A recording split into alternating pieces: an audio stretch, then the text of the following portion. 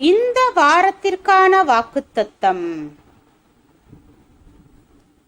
அநாதி தேவனே உனக்கு அடைக்கலம், அவருடைய நித்திய புயங்கள் உனக்கு ஆதாரம். அவர் உனக்கு முன்னின்று சத்துருக்களை துரத்தி அவர்களை அழித்து போடு என்று கட்டளையிடுவார். இஸ்ரவேல் சுகமாய் தனித்து வாசம் பண்ணுவான்.